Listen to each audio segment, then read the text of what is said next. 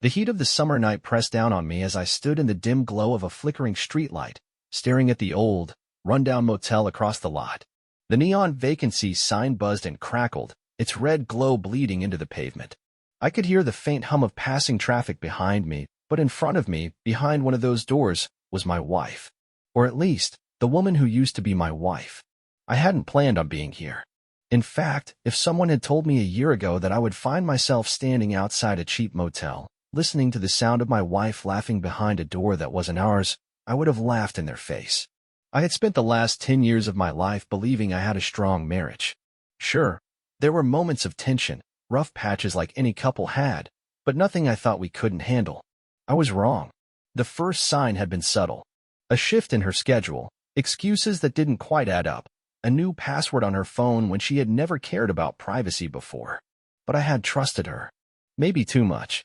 It wasn't until the little things started piling up, the night she came home late, the scent of cologne on her clothes that wasn't mine, the way she suddenly seemed distant even when she was sitting right next to me, that I finally let myself acknowledge the gut feeling that had been gnawing at me for months. I had tried to push it down, to be reasonable, to tell myself that I was imagining things, that she was just stressed, that our marriage was fine. But deep down, I knew. I think I always knew. Tonight, I had followed that gut feeling. And now I stood there, frozen, listening to the unmistakable sound of her voice through the thin motel door. It was different from the way she spoke to me these days, lighter, happier. I could hear another voice too, a man's voice, laughing with her, murmuring something I couldn't make out. And then, the sound that shattered everything, the quiet rustling of sheets, the low hum of pleasure. I didn't need to see anything more. I turned on my heel and walked away. I didn't make a scene. I didn't pound on the door or demand answers. I didn't even look back. I just left. I don't remember driving home. I don't remember unlocking the front door to the house we had built together. All I remember is standing in the living room, staring at the framed photos on the wall, pictures of us smiling, holding hands, laughing like we had the whole world ahead of us. Lies. I took them all down. Every single one. I packed a bag that night. I didn't even think about it. I just moved on autopilot, stuffing clothes into a duffel bag, grabbing the essentials. I didn't leave a note. I didn't send a message.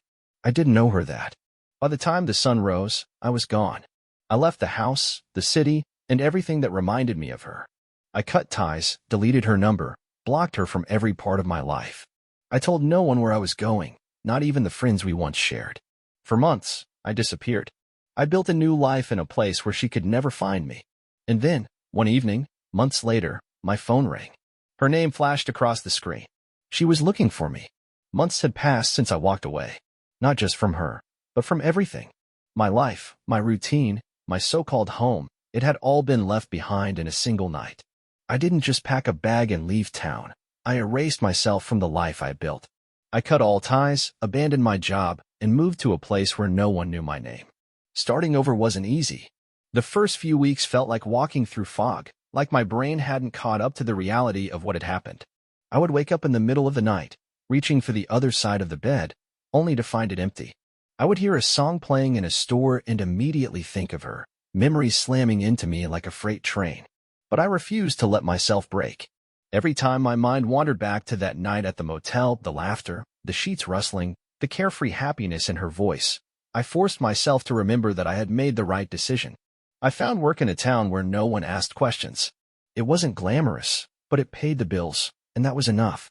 I rented a small place, barely furnished, just enough to live. I kept to myself, made no new friends, and stayed off social media. The less anyone knew about me, the better. Then, one evening, just as I was settling into the quiet routine I had built for myself, my phone rang. I had changed my number when I left, but I still kept my old phone, turned off, tucked away in a drawer, a relic of a life I had left behind. But that night, for some reason, I turned it on.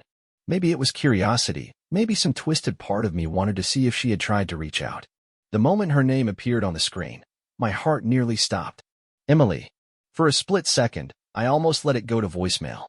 But something inside me, the part that still wanted answers, that still craved closure, made me pick up. I didn't say anything at first. Just held the phone to my ear, listening to the silence on the other end. Then, finally, her voice. Curtis. Hearing her say my name after all this time sent a strange, unwanted shiver down my spine. There was something different in her voice, something fragile, almost hesitant.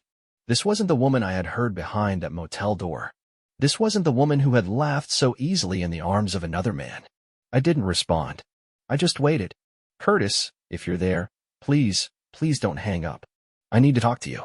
Need. Not want. Not demand. Need. That was new. I leaned against the kitchen counter, gripping the edge so hard my knuckles turned white. I should have ended the call. I should have told her that whatever she had to say, I didn't care. But I didn't. Instead, I stayed silent, waiting for her to continue. I don't know where you are, but I need to see you. Please. It's important. I could hear the tremble in her voice now. This wasn't a casual check-in. Something was wrong. And despite everything, despite knowing I owed her nothing, I felt that old instinct kick in. The one that had always made me want to protect her, to fix things, to be the person she could count on. I hated that feeling. Why? I finally asked, my voice hoarse from months of disuse. She let out a shaky breath, as if she hadn't expected me to actually answer. There's something I have to tell you. Something I should have told you before you left. Please, Curtis. Just meet me. Just once. My mind raced. There were 1,000 things she could have said. That she regretted it. That she missed me. That she had made a mistake. None of it mattered. I wasn't the same man she had betrayed. I wasn't about to drop everything and run back into the mess I had barely crawled out of. And yet, something in her tone told me this wasn't just about regret. I clenched my jaw, every instinct screaming at me to hang up, to protect what little peace I had managed to carve out for myself. But then I heard something else, something buried beneath the desperation in her voice. Fear. And that changed everything. I should have ignored the call. I should have blocked the number, turned off the phone, and gone on with my life like she had never existed. But the second I heard that shake in her voice, something inside me shifted. It wasn't love. I had buried that in the ashes of our marriage. It wasn't curiosity, either. It was something more primitive, something instinctual. A feeling I hadn't been able to shut off, no matter how hard I tried. I told myself I wasn't doing this for her. I was doing it for me. For closure. For the final nail in the coffin of the life I had walked away from. So, after a long, sleepless night of fighting every rational thought in my head, I sent her a message. One word. One place. One time. And then I waited. The coffee shop I chose wasn't in my new town, but it wasn't back in my old one either. Neutral ground. A place where no ghosts of my past could linger. The kind of place where people came and went without looking too closely at the guy sitting in the corner, gripping his coffee cup like a lifeline. I got there early. Too early. I told myself I wasn't nervous, but the way my leg bounced beneath the table said otherwise. I had spent months trying to erase her from my life, but now she was about to walk right back into it. And then she did. Emily hesitated at the entrance, scanning the room, looking smaller than I remembered. Her once polished appearance was gone. Her hair was pulled back into a messy bun. Her clothes were simple, almost like she had thrown on whatever she could find. But it was her face that caught me off guard. There were dark circles under her eyes, the kind that didn't come from one bad night of sleep but from weeks, maybe months, of exhaustion. And when her eyes landed on me, something flickered there, relief, maybe, but also something deeper. Something like guilt. For a moment, neither of us moved. Then, slowly, she made her way over and sat down across from me. Neither of us spoke. The silence stretched between us, thick and suffocating. I wasn't going to be the first to break it. She swallowed hard, her fingers twisting around the paper sleeve of her coffee cup. You look different, she finally said, her voice softer than I remembered. I didn't respond. She sighed, pressing her lips together like she was trying to hold back whatever words were fighting to escape. Then, finally, she whispered, I'm sorry. I let out a short, humorless laugh. You're sorry. I repeated, shaking my head. You're sorry for what, exactly? For cheating? For lying? For making me pack up my life and disappear? Her eyes snapped up to mine, wide with something I couldn't quite place. For everything, she said. For all of it. I leaned back in my chair, arms crossed over my chest, waiting for the real reason she had come. I had spent too much time replaying every moment of our marriage, every red flag I ignored, every excuse I accepted. I wasn't here for apologies. She exhaled slowly, rubbing her hands together like she was trying to warm them. There's something you don't know, she admitted, her voice barely above a whisper. Something I never told you. I raised an eyebrow, but said nothing. She hesitated, then reached into her bag and pulled out a folded piece of paper, sliding it across the table. "Read it," she murmured. I hesitated before picking it up, unfolding it with slow, deliberate movements. At first, the words didn't make sense. My brain refused to process them. But then, like a slow-moving car crash, everything clicked into place. The name at the top, the date, the cold, clinical words that spelled out something I never expected. I looked up at her, my mouth dry. "You should have told me," I said, my voice hollow. Tears welled up in her eyes, but she didn't let them fall. "I know," she whispered, "but I was afraid. And now I don't know what to do." Neither did I. The paper in my hands felt heavier than it should have, as if the weight of the words it carried had somehow seeped into its fibers. My eyes traced over the text again, trying to force my mind to process what I was reading. But no matter how many times I went over it, the words didn't change. The reality they revealed didn't shift. Across from me, Emily sat stiffly in her chair, hands folded so tightly her knuckles turned white.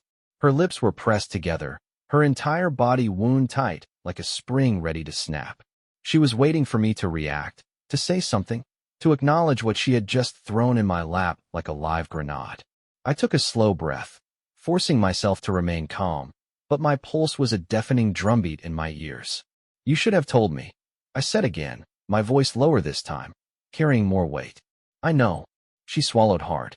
"I know, Curtis, and I'm sorry." The word sorry felt like a dull knife scraping against bone. I was tired of that word, tired of how easily it slipped from her lips.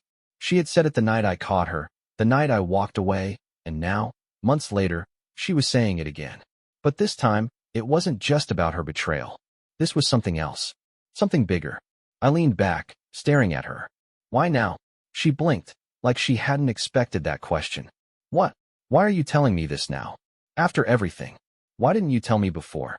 Her fingers fidgeted with the edge of her sleeve, eyes darting away for a moment before settling back on me. "Because I was scared," she admitted. "Because I thought if you had known back then, you wouldn't have left." I let out a sharp breath, shaking my head. "And you thought keeping it from me was better?" Her eyes shimmered with something unreadable. "At the time, I thought I was protecting both of us." I couldn't stop the bitter laugh that escaped my lips. "Protecting us?" I repeated. "Emily, you destroyed us." She flinched at that, but I didn't regret saying it. It was the truth. The night I walked away, I wasn't just leaving a woman who had betrayed me. I was leaving the life I thought we had, the love I thought was real. And now, sitting here months later, staring at a truth she had kept hidden from me, I realized I had never truly known her at all. Silence stretched between us again, thick and suffocating. I could see the way her throat moved as she swallowed, her fingers tightening around her coffee cup. "I know I have no right to ask you for anything," she finally said, voice barely above a whisper. "I know I don't deserve your help." But I didn't know where else to turn. The weight of her words settled into my chest like a stone. She was right about one thing. She didn't deserve my help. Not after what she had done. But as much as I wanted to push her away, to tell her that whatever mess she was dealing with now was her problem, not mine, I couldn't ignore the nagging pull in my gut. I had spent months trying to forget her, trying to erase the part of me that still wanted to protect her, to fix things. But it wasn't that simple. It never was. I folded the paper carefully and placed it back on the table. "Tell me everything," I said. She took a shaky breath, and for the first time in months, I saw something in her eyes that I never expected to see again. Hope. Emily took a deep breath, her hands trembling as she clutched the coffee cup between them. The tension in her shoulders, the weight pressing down on her features. It was a look I had never seen on her before. This wasn't guilt, or even regret. This was fear.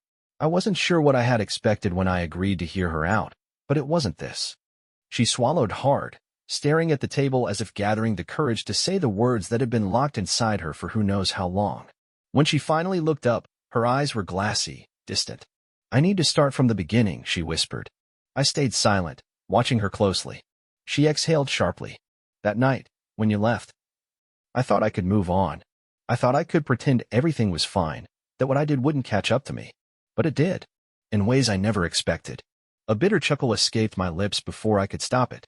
"Consequences have a funny way of showing up, don't they?" She flinched at my words, but I didn't care. She had earned every bit of my coldness. She shook her head, blinking rapidly. I'm not asking for sympathy, Curtis. I know I don't deserve it. I just need you to understand what happened. I crossed my arms, leaning back slightly. Then talk. She gripped the cup tighter, her knuckles turning white. After you left, I thought he would be there for me. That we'd just keep going like nothing happened. But it didn't work that way. I clenched my jaw. I knew exactly who she meant. The man whose voice I had heard through that motel door. The man who had laughed with her in the dark, while I stood outside in the cold, my entire world crumbling around me. She looked away, biting her lip. At first, everything seemed fine. He was charming, affectionate, told me everything I wanted to hear. But then she hesitated, her fingers tightening around the paper sleeve of her cup. Then things started changing. He got distant, unpredictable. And one night, I found out why. Something in her voice shifted then, something raw and unfiltered. He had someone else, she said bitterly. He was never mine, Curtis. Not really. I was just another option to him. A hollow silence stretched between us. I should have felt satisfaction. I should have reveled in the irony of it all, that the man she had chosen over me had turned around and done the exact same thing to her. But instead, all I felt was exhaustion. She let out a shaky laugh, though there was no humor in it. I guess karma works fast, huh? I didn't respond. She exhaled and ran a hand through her hair. But that's not why I called you. That's not the real reason. I lifted an eyebrow, waiting. Her hands dropped to her lap, her shoulders curling inward slightly, as if bracing for impact. A few weeks after he left, I started getting messages, calls. At first, I thought it was just him, trying to come back into my life. But it wasn't. The way her voice cracked on those last two words made something cold settle in my stomach. She continued, her voice quieter now. At first, they were just strange. Messages from an unknown number. Things like, I know what you did, or you don't get to run from this. I thought it was some sick joke. But then things escalated. I frowned. Escalated how? Her fingers dug into her thighs. Someone started following me. Not just once or twice, everywhere. At the grocery store. At work. Even when I was at home, I could feel someone watching. I narrowed my eyes, studying her face carefully. Curtis, someone knows about that night, she whispered.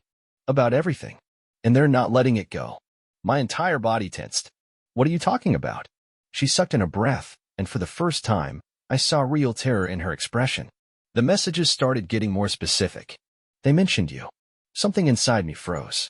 I don't know how they found out about you, or why they're bringing you into this, but I'm scared, Curtis. I don't know who they are. I don't know what they want, but they're not stopping. I stared at her, my mind racing through every possibility. Emily had betrayed me, lied to me, torn our marriage apart with her choices. But this wasn't just about her anymore. And whether I wanted to or not, I was now a part of it. I sat there, gripping the edge of the table so tightly that my knuckles turned white. The weight of Emily's words sank into me, heavy and unrelenting. Someone was following her. Someone was watching her. And for some reason, they had dragged me into it. I should have walked away right then. I should have stood up, left her sitting there in that coffee shop, and reminded myself that her problems were no longer mine. But the problem was, I knew Emily. Despite everything she had done, despite the lies, the betrayal, and the destruction of everything we had once built together, she wasn't the kind of person who got caught up in something like this.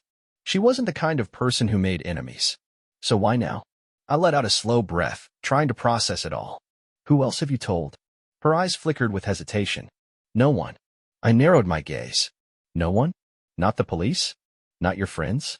Not even. I clenched my jaw, hating myself for even saying his name. Not even him? She flinched. He's gone, Curtis. He left weeks ago. And my friends, they wouldn't understand. They'd just say it's my guilt catching up to me. I ran a hand down my face, exhaling sharply. You don't think that's possible? Her face darkened. No, she said, voice firm. This isn't just paranoia. This is real. I studied her closely. The Emily I had once known was poised, confident, always in control. But the woman sitting across from me now was something else entirely. The way her hands trembled, the dark circles under her eyes, the way she kept glancing over her shoulder as if expecting someone to walk through the door any second, it wasn't an act. Something was really happening to her. Against my better judgment, I took the paper she had given me earlier and unfolded it again. It was a typed letter, no sender, no signature, just cold, printed words that sent a chill down my spine. You don't get to run from this. Neither does he. I turned it over, looking for anything that might indicate where it had come from, but there was nothing. Just a blank page and those haunting words. I clenched my fist. You got this. When? 3 days ago. I looked up sharply. And you didn't think to contact me sooner? Her lips pressed together. I didn't know if you'd pick up. And I didn't want to drag you into something that might not have even been real. Right? I scoffed, tossing the paper back onto the table. Because now it's real? Her eyes locked onto mine, and for the first time in a long time, I saw something there that I hadn't seen since the day I left. She was scared. Truly scared. I leaned forward, lowering my voice. What aren't you telling me, Emily? She swallowed hard. The messages, they started before he left. A sharp, sinking feeling settled into my stomach. Before. She nodded, her fingers twitching against the coffee cup. At first, I thought it was him playing some kind of twisted game. He was controlling Curtis. Not in the way you think, not abusive, but possessive. Like he wanted me to rely on him completely. But when I confronted him, he swore he had nothing to do with it. I let her words settle. And you believed him? I didn't at first. But then he got a message too. That made me pause. What? She nodded. He was just as freaked out as I was. He didn't say much, just that someone was playing games with us. Then, one night, he just disappeared. I felt my fingers curl into a fist. And you don't find that suspicious? Of course I do. Her voice was tight. But Curtis, if it was him, why would he have left? He would have kept messing with me, not vanished into thin air. I didn't have an answer for that. But something about this whole thing felt off. The missing ex. The cryptic messages. The sudden way she had come searching for me after months of silence. Did anything else happen?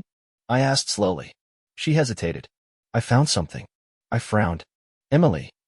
I wasn't looking for it, she interrupted, her voice sharper now, more desperate. It was in my apartment. Hidden. I don't know how long it had been there. She reached into her bag again, this time pulling out a small flash drive and placing it on the table between us. My stomach tightened. What's on it? She shook her head. I don't know. I was too afraid to open it. For a long moment, neither of us spoke. Then, without another word, I picked up the flash drive and slid it into my pocket. Emily let out a breath she had been holding, her shoulders slumping. Curtis, Stop. I held up a hand, my mind still racing. I don't want an apology. I don't want excuses. I just want to know what the hell is going on. She nodded, but the fear in her eyes remained.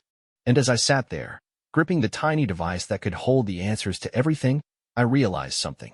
I had walked away from Emily to escape the pain of her betrayal. But now, without even meaning to, I was walking right back into the middle of something much darker. I sat in my car, gripping the small flash drive like it was a ticking bomb. Maybe it was. Whatever was on it had been hidden in Emily's apartment, left there by someone who clearly wasn't playing games.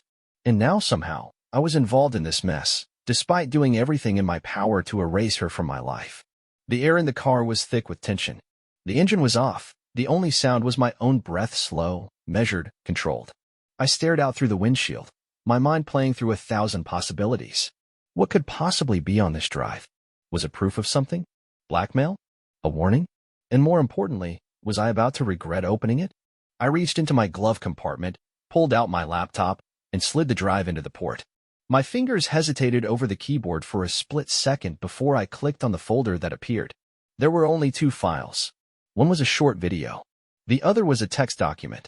I clicked on the text file first. You think you can just walk away? You think she's the only one who has to pay? The words sent a cold shiver down my spine. I read them again, slower this time, as if they might change under my scrutiny. But they didn't. Whoever had left this wasn't just after Emily. They were after me, too. I exhaled, trying to suppress the tension growing in my chest.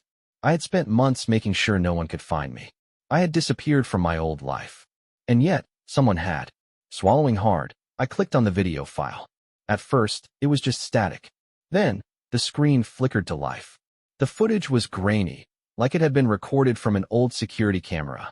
It showed a dimly lit parking lot, one that looked eerily familiar. I leaned closer, watching as a figure stepped into the frame. Emily. She was walking toward her car, looking over her shoulder nervously, her posture tense. Then, another figure appeared. A man. His face was blurred, but something about the way he moved sent a bolt of unease through me. He wasn't walking, he was stalking. Step by step, He closed in behind her. Emily fumbled for her keys. The man got closer. And then, suddenly, the screen cut to black. I stared at the laptop, my pulse pounding in my ears. Who was he? What had happened after the screen went dark? I sat back, running a hand over my face. My instincts screamed at me to walk away, to let Emily deal with this on her own. But if I ignored this, and something happened to her? No. No matter how much I hated her for what she had done, I couldn't let that happen. I grabbed my phone, hesitated for a fraction of a second, then dialed her number. She picked up on the first ring. Curtis. Her voice was tight, anxious. Where are you right now? I asked, already starting the car. At home. What? I didn't answer immediately. My eyes flicked to the laptop screen, to the last frame of the video where the man loomed just feet behind her. Lock your doors, I said. I'm coming over. Emily didn't ask questions. She just whispered, okay. And for the first time in months, I found myself racing back toward the woman I had sworn I'd never look back for. I pulled up to Emily's apartment just as the last traces of daylight bled from the sky. The streetlights cast long shadows against the pavement, and I scanned the area instinctively, my grip tightening on the steering wheel. Something about the air felt heavier now, like the weight of the past was pressing down on me all at once. I stepped out, moving quickly to her door, and knocked sharply. The lock clicked almost instantly, and when the door swung open, Emily stood there, eyes wide, fear still etched into every line of her face. I didn't wait. I stepped inside, locking the door behind me. Did you see it? She whispered. I nodded, setting my laptop down on the small dining table. Yeah, and I need you to tell me everything. No more holding back, Emily. Who do you think is behind this? She hesitated, biting her lip. I don't know. I exhaled sharply, pinching the bridge of my nose. That's not good enough. She looked down. Curtis, I swear I don't know. But I think it has something to do with him. I didn't have to ask who she meant. Her affair partner. The man she had risked everything for. The man who had disappeared without a trace. I crossed my arms. What aren't you telling me? She swallowed hard. A week before he left, I found something. In his bag. I narrowed my eyes. What was it? She hesitated again, but then reached for a small box on the counter. She opened it, pulling out a single key. This, she said softly. I don't know what it opens. But after he disappeared, someone broke into my apartment. They didn't take anything. They were looking for something. I stared at the key, my mind racing. This wasn't just about her affair anymore. This was something else, something bigger. I took a slow breath. Emily, I don't know what's going on here, but I do know one thing. You're not safe here. Her eyes flickered with uncertainty. Then what do I do? I met her gaze. You leave. You pack what you need, and you come with me. She blinked, startled. You what? You heard me. I said, voice firm. I don't trust this. I don't trust whoever is out there. And until we figure out what this is about, you're not staying here alone. She stared at me, emotions warring in her expression. Finally, she nodded. And for the first time in a long time, I felt something shift inside me. I didn't forgive her. I didn't forget what she had done. But maybe, just maybe, this was the first step towards something new, something better. And for the first time in months, I didn't feel like I was running from the past. I was walking toward the future.